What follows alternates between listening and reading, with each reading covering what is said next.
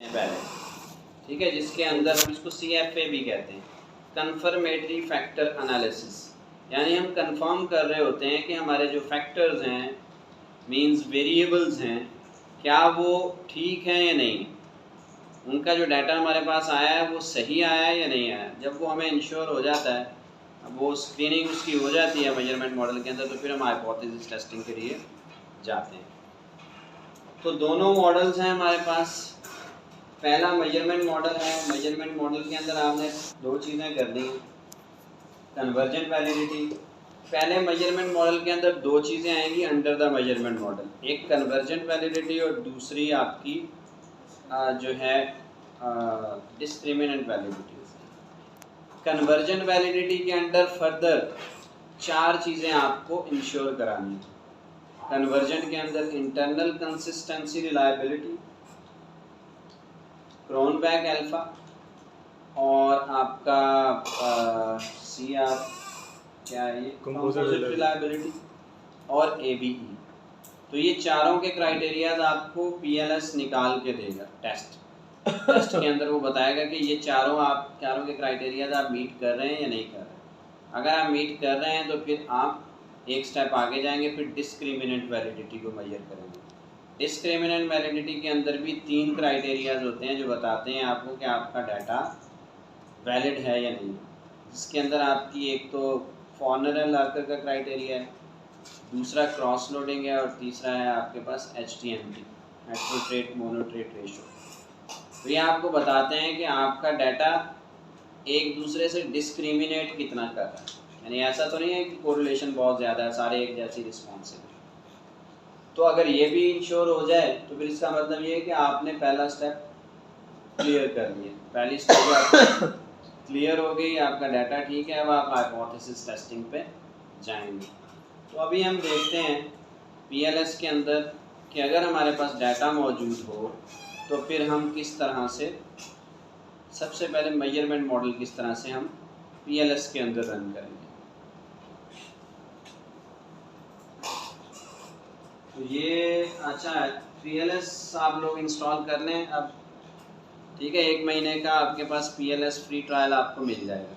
PLS 4 जो latest version है इसका, इसकी वेबसाइट पे जाएंगे तो आप वहाँ से डाउनलोड करेंगे। डाउनलोड करने के बाद PC में इंस्टॉल करें। जब इंस्टॉल करेंगे तो आपसे पूछेगा आपको कौन सा वाला वर्जन चाहिए।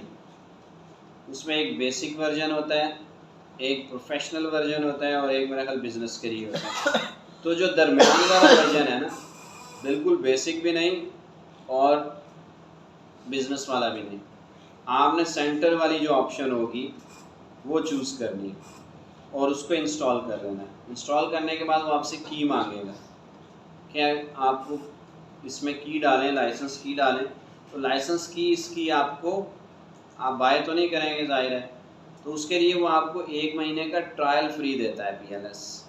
तो आप क्या करेंगे, आपका वो ईमेल आईडी जो इकरा वाला ईमेल आईडी है आपका, आप उस ईमेल आईडी पे, वो कहेगा कि अगर आपको ट्रायल चाहिए तो आप अपना ईमेल आईडी हमें बताएं, उस पर हम भेज देंगे आपको लाइसेंस। तो आप अपना इकरा वाला ईमेल आईडी दें और स्टूडेंट खुद को शो करें, तो वो आपको फ्री ट्रायल का लाइसेंस आपके उसी ईमेल पे भेज देगा। फिर आपने वहाँ से वो कॉपी करना है और इसके अंदर पेस्ट कर देना है। जब पेस्ट करेंगे तो इसका इंटरफेस कुछ इस तरह से आपके पास खुलेगा।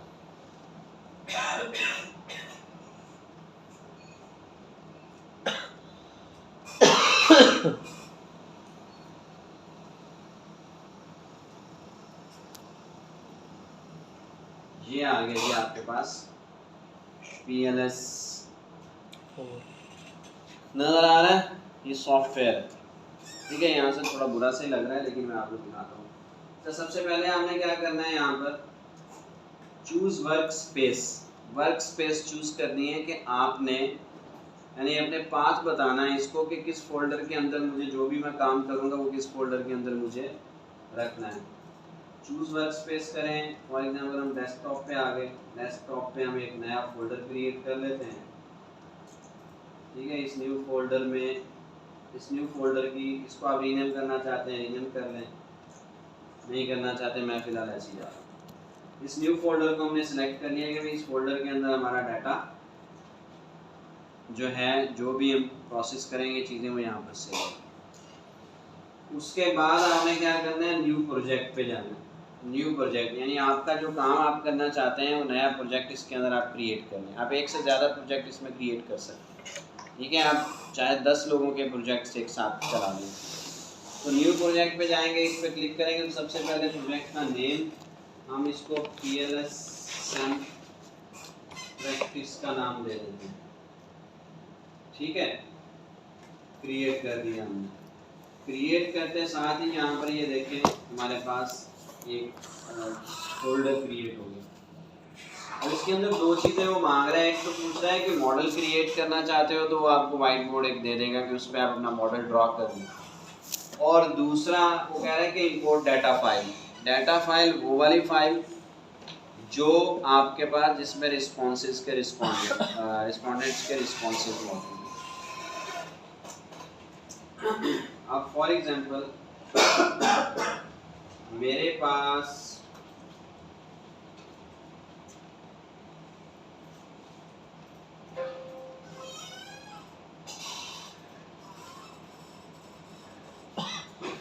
SPSS की शीट है, मैं इसी को कन्वर्ट कर लेता हूँ। पहले तो ये होता था कि एक स्पेसिफिक फॉर्मेट ही चाहिए होता था PLS के लिए, जिसको हम CSV फाइल कहते थे। लेकिन अभी हर तरह का एक्सेल का फॉर्मेट जो है वो नया PLS एक्सेप्ट कर लेता है, ठीक है। तो हम यहाँ पर मैं खैर वो पुराने तरीके से मैं CSV फाइल में पहले इसको कन्वर्ट करता हूँ। आप किसी भी एक्सेल की फाइल में कर सकते हैं, लेकिन प्रेफर्ड आप इसका फॉर्मेट है वो CSV। हम इसको करते हैं जी सेव एज CSV कर देता हूँ। ये CSV है और हम इसको नाम दे देते हैं प्रैक्टिस फाइल और इसको सेव कर देते हैं डेस्कटॉप पे। आप कहीं और करना चाहते हैं, ठीक है।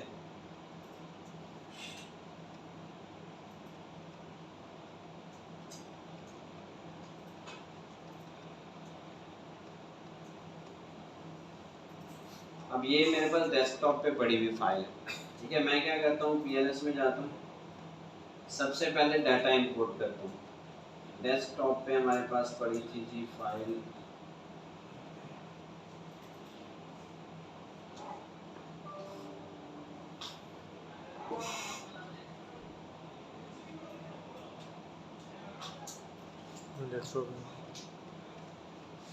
ये पड़ी हुई, ठीक है। इसको हम ओपन करते हैं तो ये डाटा हमारा अपलोड हो गया इसमें। मैं इसको इंपोर्ट कर देता हूँ एज इट इज। हमारे पास डाटा शीट ये लोड हो चुकी है इसके अंदर, ठीक है जी। कौन सी दो चीज़ें हमने यहाँ पर करनी थी वो हमसे मांग रहा था। एक तो डाटा शीट मांग रहा था और दूसरा हमें कह रहा था कि मॉडल ड्रॉ करके बता दें मुझे कि आपका मॉडल क्या है। अब हम आ जाते हैं मॉडल पे। यहाँ से मैं बैक आऊँगा और क्रिएट मॉडल पे क्लिक करूँगा। मॉडल का भी वो नाम पूछेगा।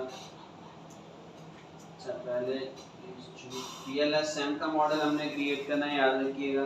कोई और किसी और ऑप्शन पे नहीं जाना। और फाइल का नेम हम यहाँ पर उसको दे देते हैं PLS SAMP प्रैक्टिस। सेव हो गया। सेव करने के बाद ये देखें हमारे पास ये व्हाइट बोर्ड उसने शो कर दिया। तो ये व्हाइट बोर्ड दोबारा बताएंगे कैसे शो होगा? सर मैंने जब अपनी फाइल को इस तरीके से किया था ना, तो वो सिर्फ एक ही वेरिएबल जैसे टाइम का सिर्फ आ रहा था, बाकी और कोई भी वेरिएबल शो नहीं हो रहा। उसमें एरर हो गया इस तरह से फाइल का फॉर्मेट चेंज नहीं। मतलब मिसिंग वैल्यूज जितनी अभी शो हो रही है ना, तकरीबन इतनी आ रही थी मिसिंग वैल्यूज इस तरह के। तो ये देखें ऐसे कोई भी एरर नहीं था। मैंने जब करा था तो वही वाले एक ही उसमें आ रहा था। सिर्फ एक ही आ रहा था, जैसे टाइम स्लॉट था ना बस वो। तो CSV फाइल जो आपने एक्सेल में बनाई है वो जरा एक बार खोल के दिखा दीजिएगा। हो सकता है तो आप इसको कन्वर्ट कर लेना CSV में। सर वो नहीं होती थी वो वाली फाइल। अच्छा कन्वर्ट नहीं करा था डायरेक्ट, जैसे सर तौसीफ ने उस दिन क्लास में बताया था ना कि एक्सेल शीट डाउनलोड की थी, हाँ, उन्होंने वैसे करके किया था, CSV नहीं किया था। देखिए CSV प्रेफर्ड है, अगर आप CSV कर लें। अब इसमें या आप यूँ करें, पहले आप उसको उसके अंदर डालें SPSS के अंदर। SPSS में जब आप एनालिसिस कर रहे होंगे तो सारा डाटा आपका SPSS में क्लीन फॉर्म के अंदर आ जाएगा। अब इसके अंदर कुछ मिसिंग वैल्यू हो सकती है, कुछ एरर्स हो सकते हैं।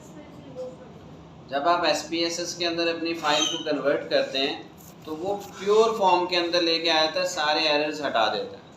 ठीक है, तो पहले आप SPSS के थ्रू डाटा इनपुट करें, डेमोग्राफिक एनालिसिस करें और डिस्क्रिप्टिव करें, और फिर वहीं से फाइल को CSV में कन्वर्ट कर लें या किसी भी एक्सेल के फॉर्मेट में कर लें, फिर वहाँ से लेके जाएं इसके अंदर। डायरेक्ट ना करें, डायरेक्ट एरर्स होते हैं, डाटा को क्लीन करना पड़ता है। इतना आसान नहीं है कि आपने ऑनलाइन सर्वे किया तो वहाँ से शीट उठा के इसमें लेके आ गए, इसमें 50 एरर्स होंगी। वो सर ने जो बताया है, सर की अपनी एक्सपर्टीज़ हैं, सर को हो सकता है एरर कोई ना आया हो, उनके पास डाटा उन्होंने ऐसे लोगों से कलेक्ट किया हो जिनका एरर का चांस ही ना हो, तो आपका सिनेरियो डिफरेंट हो सकता है। तो आप जो तरीका है ना वो करें, ये जो मैं आपको चीज़ें बता रहा हूँ ये आपके लिए ज़्यादा आसान है। अच्छा, यहाँ पर अब हम कर लेते हैं जी, मॉडल ड्रॉ कर लेते हैं। ठीक है, मॉडल ड्रॉ कहाँ से होगा जी? लेटेंट वेरिएबल, हाँ यही एक ही लाइन में। लेटेंट वेरिएबल के अंदर अब हमारे पास शीट में है CA एक वेरिएबल है जी। सर ये कहाँ से क्लिक किया आपने? ये जो लिख रहे थे आप CA लेटेंट पे क्लिक करके? ये लेटेंट वेरिएबल, ठीक है। इस पे क्लिक करके जितनी बार स्क्रीन पे क्लिक करेंगे आपके वेरिएबल्स क्रिएट होते जाएंगे। ओके, ठीक है। उसका दूसरा तरीका भी है, एक तो ये कि आप यहाँ पे क्लिक करके जितना क्लिक करेंगे उतना वेरिएबल जनरेट हो जाएंगे। सर दूसरा तरीका ये है, ये फॉर एग्जांपल CA है, CA1 2 CA5 मैंने इस पे क्लिक किया और इसको लाके मैंने यहाँ ब्लैंक स्क्रीन पे छोड़ दिया, तो ये वेरिएबल क्रिएट हो गया। ओके मैं इंटर करूँगा तो इसके साथ इंडिकेटर्स भी आ जाएंगे। सर, ठीक है, उसको मैं कर देता हूँ यहाँ से डिलीट कर, तो इसकी ज़रूरत नहीं है।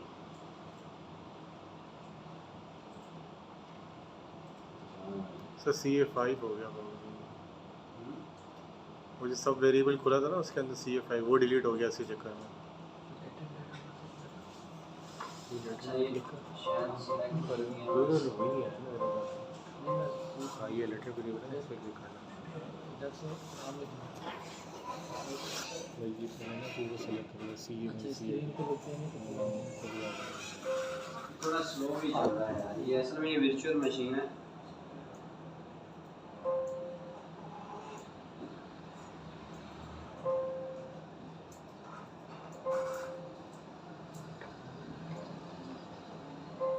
सेलेक्ट ही नहीं हो रहा।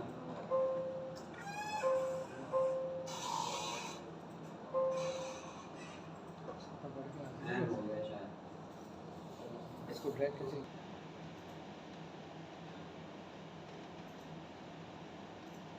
असल में ये पहली दफ़ा मैं यूज़ कर रहा हूँ PLS को। सर। हाँ बोलते हैं।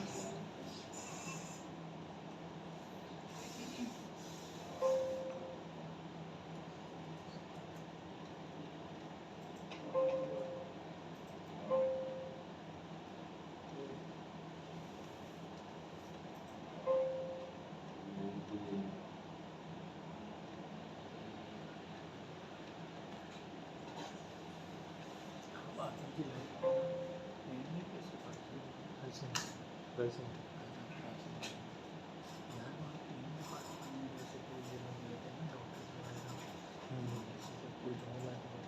ये डॉक्टर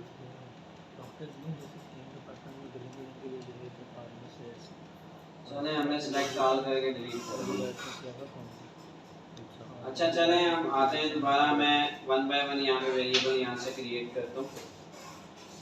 सिंपल तरीका है। CA आ गया, ठीक है। मैं इसको सिलेक्ट करता हूँ और इंडिकेटर्स जो हैं उनको मैं लेफ्ट पे ले जाता हूँ। Align indicators to the left. एक वेरिएबल आ गया, इसी तरह CA के बाद हमारे पास CT है, CT 5 को ले आते हैं, यहाँ एंटर करूँगा, ये भी आ गया, अलाइन लेफ्ट कर देता हूँ इसको। स्क्रीन थोड़ी छोटी है मेरे पास, इसका जूम कहाँ है?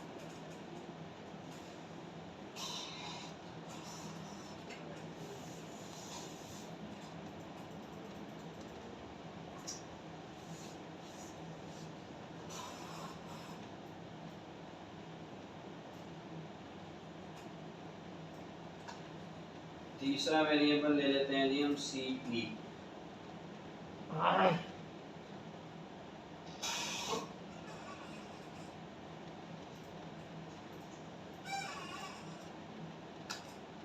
ये हमारे इंडिपेंडेंट वेरिएबल आ गए, और एक डिपेंडेंट वेरिएबल ले लेते हैं परचेज इंटेंशन।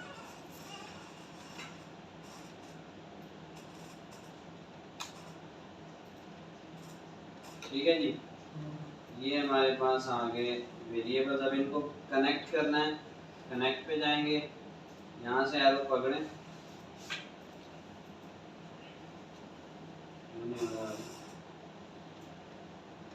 यहाँ से पकड़ें और यहाँ तक ले जाएं। ये आपका मॉडल ड्रॉ हो गया, नज़र आ रहा है कुछ या नहीं? तो अब यहाँ तक सिर्फ इंडिपेंडेंट और डिपेंडेंट्स का रिलेशनशिप हमने बनाया है, लेकिन आपका वेरिएबल अगर कोई मीडिएटर भी है तो आप मीडिएटर भी डालेंगे, अगर कोई मॉडरेटर है तो वो भी डालेंगे। अभी सिर्फ हमने सिंपल मॉडल ड्रॉ किया है, सिर्फ ये चेक करने के लिए कि मेजरमेंट मॉडल कैसे रन करना है। अब ये ड्रॉ करने के बाद हम मेजरमेंट मॉडल इसका रन करेंगे। अच्छा जी, कहाँ पर है हमारे पास टेस्ट, कहाँ है इसके जी? कैलकुलेट पे प्रेस करें, PLS-SEM एल्गोरिथम। ये क्योंकि ये PLS-SEM का मॉडल हमने बनाया तो वो हमें ऑप्शन भी PLS-SEM एल्गोरिथम के नाम से दे रहा है। तो इस पर क्लिक करें। अच्छा जी, फैक्टर एनालिसिस चाहिए, पाथ एनालिसिस चाहिए, स्टैंडर्डाइज चाहिए, या अनस्टैंडर्डाइज चाहिए, डिफ़ॉल्ट चाहिए या इंडिविजुअल चाहिए, नहीं चाहिए हमें। ठीक है, ये चीज़ें सही लगेंगी। स्टार्ट कैलकुलेशन, और साथ में उसको हमने कह दिया रिपोर्ट भी ओपन करो। रिपोर्ट ओपन नहीं की, अच्छा चलें। अच्छा जी, इसके एनालिसिस हो गए। देखिए आपके इसके ऊपर वैल्यूज नज़र आना शुरू हो गई हैं, नज़र आ रही हैं। ये एक्चुअली क्रोनबैक अल्फा की वैल्यूज हैं, जो हमें कन्वर्जेंट वैलिडिटी के अंदर चार चीज़ें चाहिए थी ना। एक हमें चाहिए थी इंटरनल कंसिस्टेंसी यानी फैक्टर लोडिंग, और दूसरा चाहिए था हमें क्रोनबैक अल्फा, तीसरा हमें चाहिए थी कंपोजिट रिलायबिलिटी, और चौथा AV।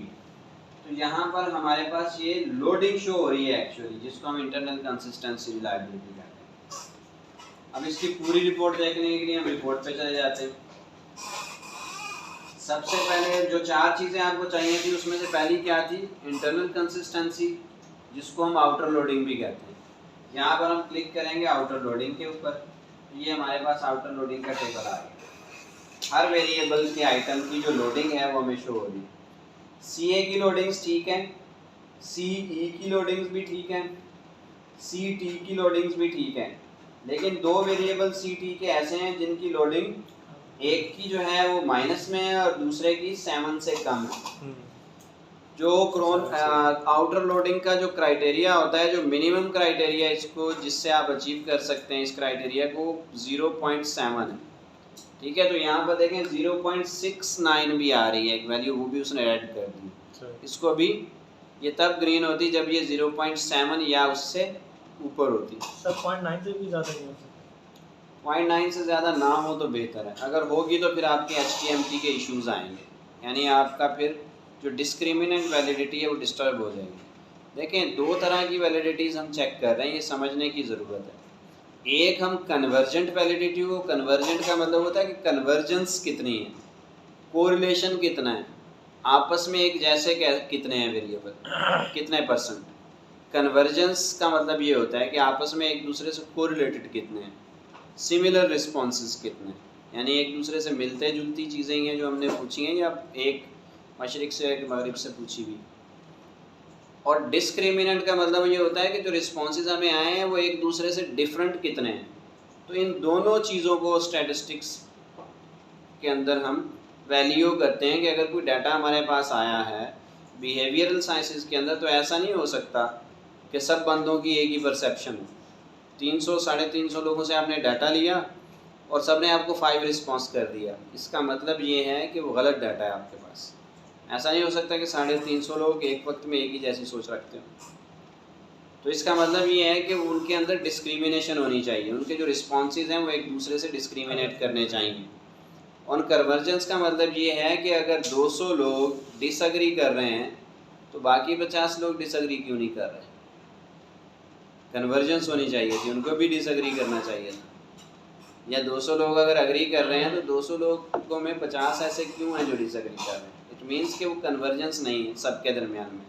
आपने कुछ ऐसा पूछ लिया है, या तो रिस्पोंडेंट अंडरस्टैंड नहीं कर पा रहा या रिस्पोंडेंट बायस्ड है उसको आंसर करने में।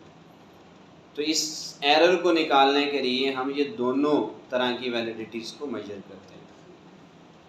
तो ये आपकी कन्वर्जेंस है कि रिस्पॉन्सेस सही हैं या नहीं। अब ये जो रिस्पॉन्स है 5वें क्वेश्चन का CT 5 का, ये माइनस में चला गया। इसका मतलब ये है कि जो 4 क्वेश्चंस हैं उसके रिस्पॉन्सेस तो हर बंदे ने एक ही पैटर्न में दिए हैं, यानी 300 350 लोगों में कम से कम 325 लोग ऐसे होंगे जिनके रिस्पॉन्सेज एक दूसरे से मिलते जुलते होंगे, यानी कोई एग्री कर रहा होगा, कोई स्ट्रांगली एग्री कर रहा होगा। ऐसा नहीं होगा कि कोई स्ट्रांगली एग्री कर रहा होगा और दूसरा स्ट्रांगली डिसएग्री कर रहा होगा, ऐसा नहीं होगा। तो यहाँ पर ये जो 5वां वेरिएबल है इसके अंदर ये एरर आया है कि इसको एक्चुअली तो एग्री होना चाहिए था, लेकिन बहुत सारे रिस्पोंडेंट्स ने इसको डिसएग्री किया।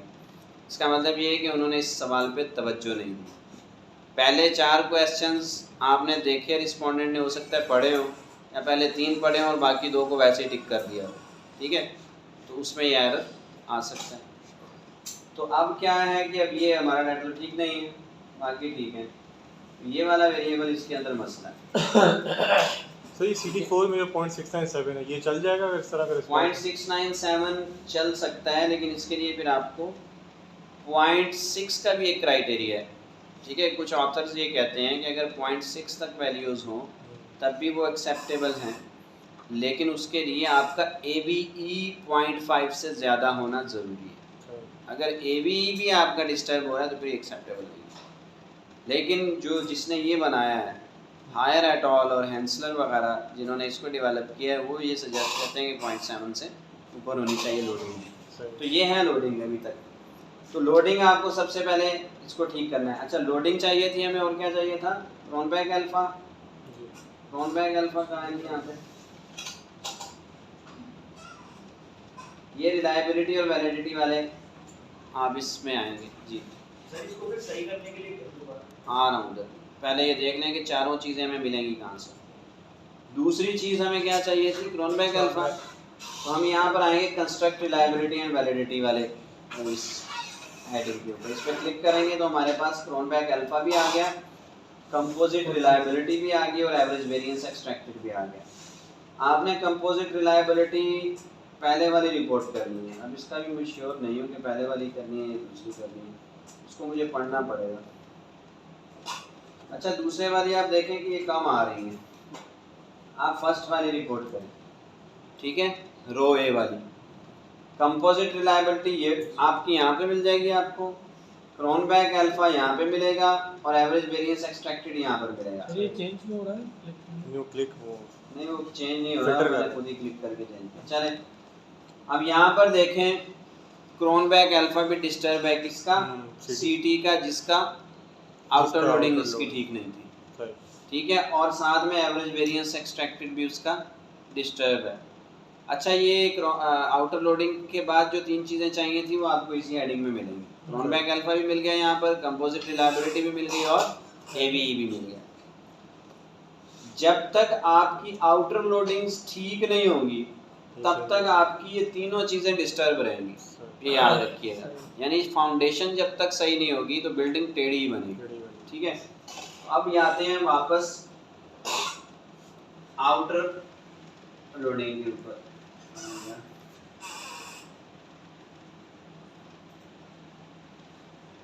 अब इसमें हमने आइडेंटिफाई कर लिया कि भाई जो CT5 है ना, इसका मसला है, इसको डाटा से हम रिमूव कर देते हैं। हम आते हैं वापस मॉडल पे, CT5 वाला वेरिएबल ये आइटम, इसको हमने डिलीट कर दिया। हुआ तो नहीं डिलीट है, दूसरा वो सो ये क्लिक उस पे हुआ है।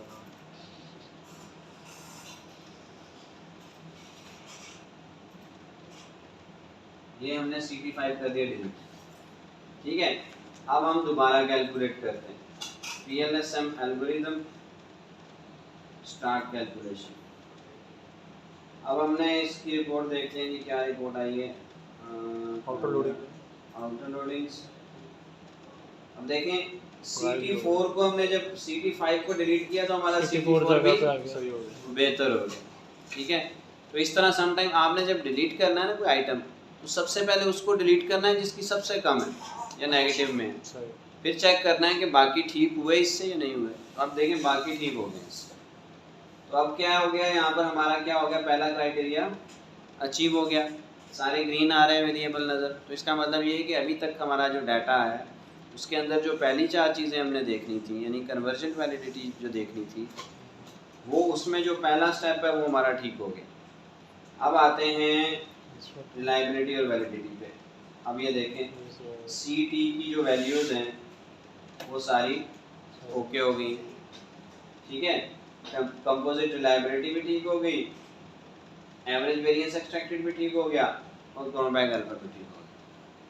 तो इसका मतलब ये हुआ कि हमारी कन्वर्जन वैलिडिटी ओके। अब ये निकाल के आप कन्वर्जन वैलिडिटी की इसकी रिपोर्टिंग कर देंगे मेजरमेंट मॉडल में चैप्टर 4 में, वो आप सैम्पल थीसिस देख लीजिए।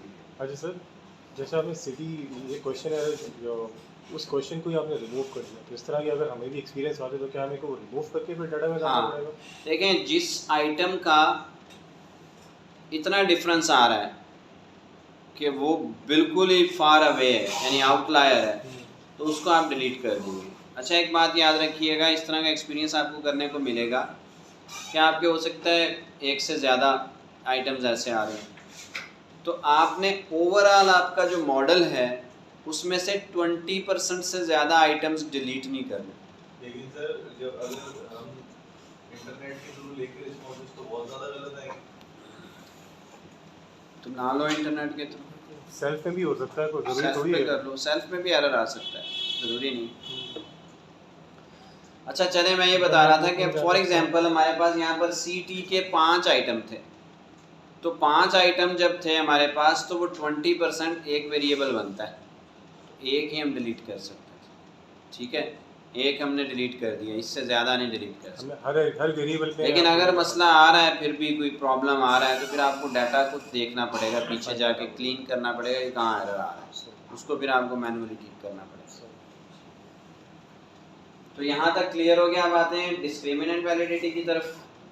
डिस्क्रिमिनेंट वैलिडिटी इसी के अंदर है आपकी, नीचे आ जाते हैं, ये डिस्क्रिमिनेंट वैलिडिटी है।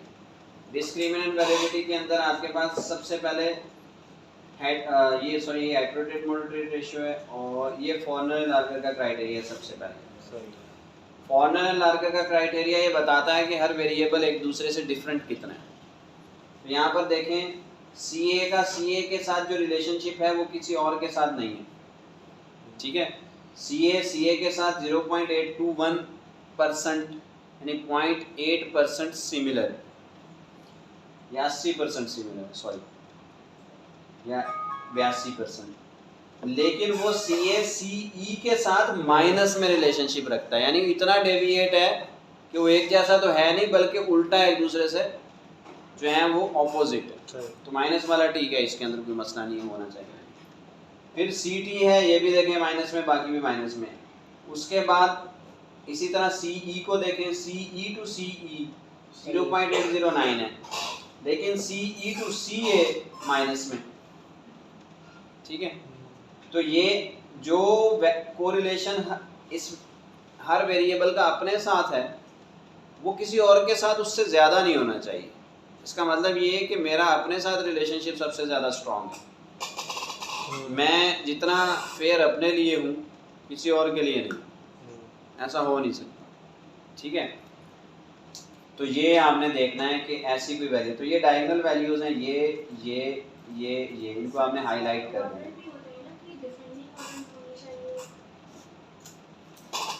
डिसेंडिंग ऑर्डर को छोड़ें आप, वेरिएबल्स जिस तरह से सारे टेबल्स के अंदर अलाइन हुए हैं ना, अगर हर टेबल में सी ए पहले आ रहा है तो हर टेबल में आपके सी ए ही पहले आना चाहिए, लेकिन आपको ज़रूरत नहीं है, बस आप ऐसे ही इसको एक्सट्रैक्ट करें और टेबल इसका ए पी ए पे कन्वर्ट करके डाल दें और इन वैल्यूज़ को हाईलाइट कर दें। सी ए टू सी ए वाली हाईलाइट करें, सी ई टू सी ई वाली हाईलाइट करें, C T to C T highlight करें, P I to P I highlight कर दें।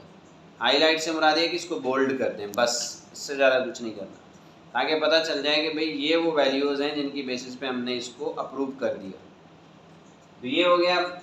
उसके बाद है क्रॉस लोडिंग। क्रॉस लोडिंग में हर आइटम का वेरिएबल के साथ है, ठीक है। वहाँ वेरिएबल टू वेरिएबल था, यहाँ सी ए के जितने आइटम हैं, सी ए के जितने भी आइटम हैं उनकी सबसे ज़्यादा लोडिंग सी ए के साथ ही होगी और किसी के साथ नहीं होगी। ठीक है, ये आपने इंश्योर करना है, इनको भी आप हाईलाइट यानी बोल्ड कर देंगे। उसके बाद है HTMT। HTMT के अंदर हमारे पास क्या है जी, ये दो वेरिएबल्स के दरमियान में कोरिलेशन दिखाता है। CE का CA के साथ जो कोरिलेशन है वो 0.063 है, यानी सिर्फ 6% है 100 में से। ठीक है, ये सही है। ये HTMT हेंसलर ने ये प्रपोज किया था, वो ये कहता है कि जो correlation among the different variables हैं, अब डिफरेंट से मुराद ये है कि कोई दूसरा वेरिएबल किसी दूसरे वेरिएबल का, फॉर एग्जांपल इसकी एग्जांपल इस तरह से CA का CE के साथ जो रिलेशनशिप है वो 85% से ज़्यादा नहीं होना चाहिए। अगर उससे ज़्यादा तो इसका मतलब ये कि डिस्क्रिमिनेट नहीं कर रहा वो एक दूसरे से, almost similar he.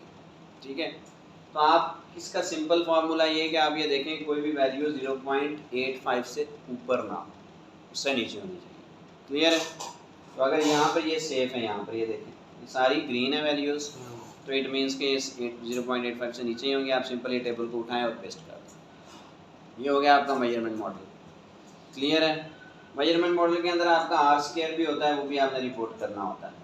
Are square वैसे तो हम स्ट्रक्चरल मॉडल की हेडिंग के नीचे प्रेजेंट करते हैं, लेकिन आपको जो वैल्यू मिलेगी आर स्क्वायर की वो यहीं से मिलेगी। ठीक है, और दूसरा हमें ये करना है कि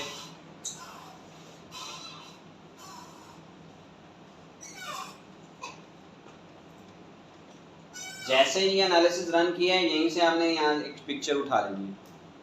ठीक है, पिक्चर को एक्सपोर्ट कर देना है। जो रिजल्ट आप रिपोर्ट कर रहे होंगे टेबल्स के थ्रू, वही रिजल्ट्स यहाँ पर भी होते हैं। यानी ये जो वैल्यूज़ लिखी हुई नज़र आ रही हैं आपको, ये वो वैल्यूज़ हैं जो आपके टेबल में होती हैं। तो इस वजह से पिक्चर और एनालिसिस एक ही फाइल के होने चाहिए। ये नहीं है कि आप पहले एनालिसिस कर लें और पिक्चर निकालने के लिए दोबारा एनालिसिस करें तो उसकी वैल्यूज़ में डिफरेंस आ जाएगा। ये आप जितनी बार भी रन करेंगे तो जो आपकी आउटर लोडिंग हैं इनमें माइनर सी चेंजेस आती जाएंगी। वेट जो है ऊपर दिए हुए 0.0447 है, ये 0.0446 हो जाएगा अगली दफ़ा, 0.448 हो सकता है अगली दफ़ा। ये माइनर सी चेंजेस आ जाती हैं। तो हमेशा ये कोशिश करनी है कि जिस पिक्चर को आप यहाँ से उठा रहे हैं उसी के रिजल्ट्स वाली फ़ाइल आपने इनकॉर्पोरेट करनी है।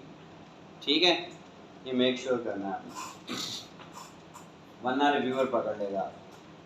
तो ये हो गया आपका मेजरमेंट मॉडल। ठीक है, मेजरमेंट मॉडल आपने जब भी रन करना है, अगर आपने मीडिएटर डालना है मीडिएटर डाल लें। मीडिएटर का पता है आपको कैसे डालना है इसमें। फॉर एग्जांपल हम एक और वेरिएबल क्रिएट कर देते हैं, यहाँ पे CPM को हम एज ए मीडिएटर ले लेते हैं। यहाँ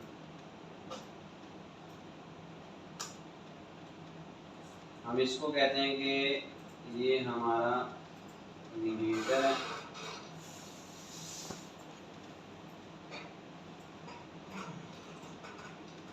ठीक है,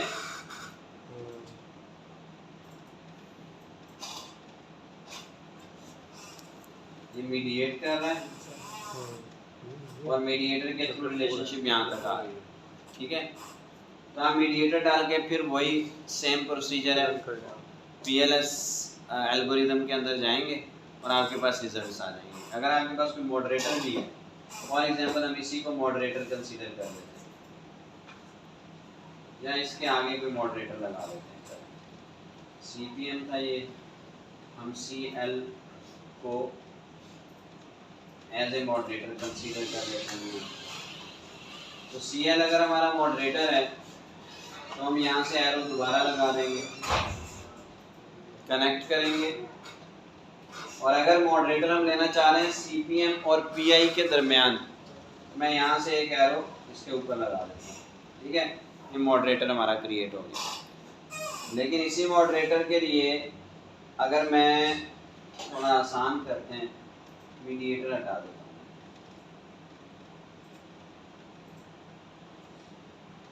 ये मॉडरेटर है हमारा, और ये मॉडरेट करवाना चाहता हूँ तीनों रिलेशनशिप्स को, तो तीनों के ऊपर एक एक एरो हम बना देंगे। ये बड़ा आसान हो गया। पहले वाला जो होता था वो बड़ा मुश्किल था। तो पहले वाला PLS था, उसमें मॉडरेटिंग वेरिएबल डालना तो मॉडरेट पे क्लिक करेंगे, थोड़ा मुश्किल था। 1 2 और ये 3।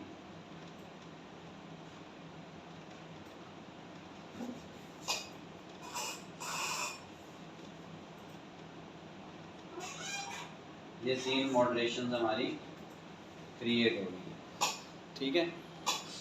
तो ये मॉडरेटर है, मॉडरेटर भी आपने इसी तरह से डालना, समझ आ गई। मीडिएटर भी डाल लिया, मॉडरेटर भी डाल लिया, इसको रन कैसे करना है आपको पता चलेगा, कुछ मुश्किल तो नहीं है यहाँ तक। अच्छा जी, अब आते हैं स्ट्रक्चरल मॉडल की तरफ। स्ट्रक्चरल मॉडल के अंदर आपने पहले इसको देख लेते हैं फाइल को कि हम कितना कवर कर चुके हैं चैप्टर 4 को। असेसमेंट ऑफ PLSM के अंडर हमारे पास मेजरमेंट मॉडल है, जिसके अंदर कन्वर्जेंट वैलिडिटी और डिस्क्रिमिनेंट वैलिडिटी हमने देख ली। इसको लिखने, अच्छा ये बात सुन लें मेरी, कि जब भी आप कन्वर्जेंट वैलिडिटी के नीचे लिखेंगे तो हेडिंग बाय हेडिंग लिखेंगे। Internal consistency reliability, Cronbach alpha, composite reliability आपको सैंपल पीसेस से पता चलेंगे। इन सबको आपने डिस्क्राइब भी करना है और उसके नीचे टेबल्स बनाना है। उसके बाद यहाँ पर फिगर 4.2 आ जाएगा, यानी मेजरमेंट मॉडल की पिक्चर वो यहाँ पर लगेगी। फिर आ जाता है स्ट्रक्चरल मॉडल। इसके अंदर सबसे पहले डायरेक्ट रिलेशनशिप, यानी उसके अंदर आपने रिलेशनशिप का एनालिसिस करना होता है, क्या हाइपोथेसिस आपके एक्सेप्ट हुए या नहीं हुए। तो अब वो हो रहे हैं एक्सेप्ट नहीं हो रहे, हम यहाँ पर देखते हैं।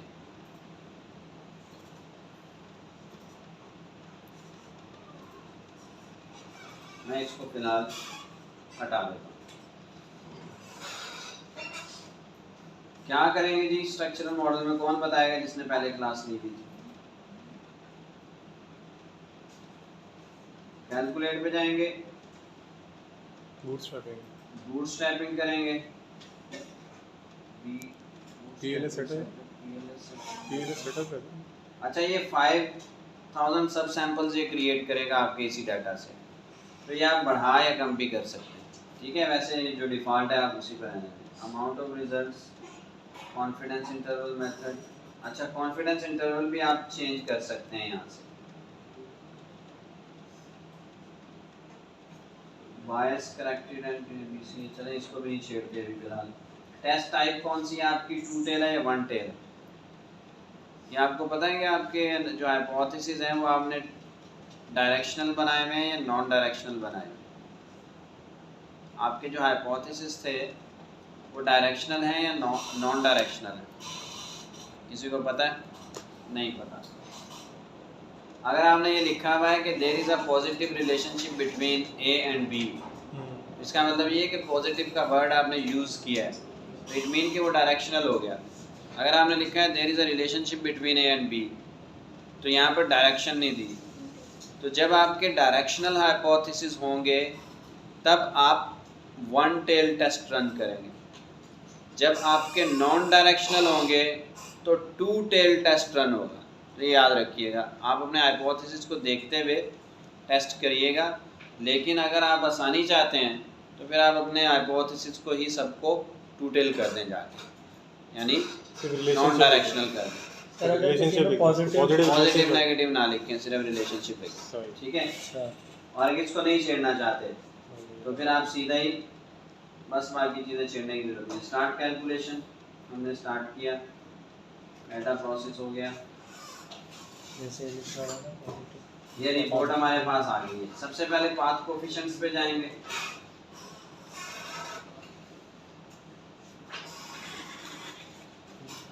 मैं तो समझ रहा था चार्जिंग पे लगा है।